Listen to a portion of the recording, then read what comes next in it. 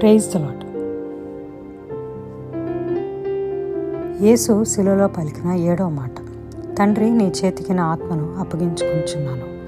లూకాసు వార్త 23వ అధ్యాయం 46వ వచనం. ఇంచుమించు ఉదయం 9 గంటలకు యేసు నేరస్తులని తీర్పు ప్రకటించి సిలువ వేయాలని సిద్ధమైంది వ్యతిరేక అధికారం.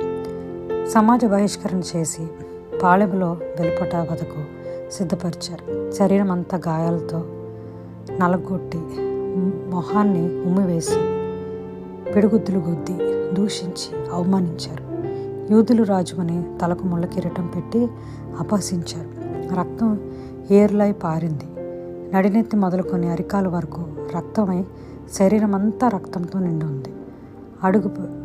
అడుగు ఆపితే అహంకారులు ఆగడాలు, చెల్లుని చీల్చే కొరడా దెబ్బలు, బలహీనమైన భారమైన శిలను మోయలేక మోస్తూ ఆహాకారాల ఊరేగింపు.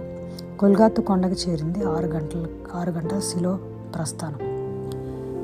శిలువను వీక్షిస్తున్న కళ్ళన్నీ నిప్పు కణికలై లేస్తుంటే విస్తపోయిన క్షణం సర్వ జగతికి దేవుని మధ్య తెర చిరిగింది. తులువల మధ్య వ్రాలాడిన ప్రేమ బావుటకు మేకులు కొడితే క్షమించింది, బాధ్యత గుర్తు చేసింది. విధేయతకు అర్థం తెలియజేస్తూ రక్షణ ద్వారాలు తెరుచుకున్నాయి.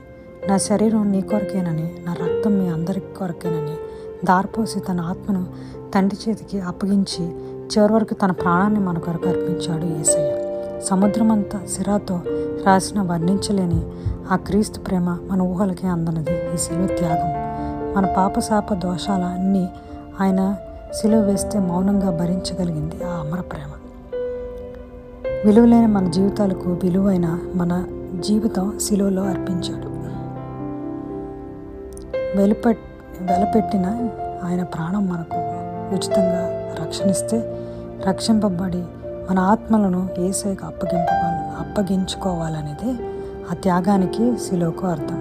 ప్రభువా, నీ చేతికి నా ఆత్మను అప్పగించుకుంటున్నాను. ఆమెన్.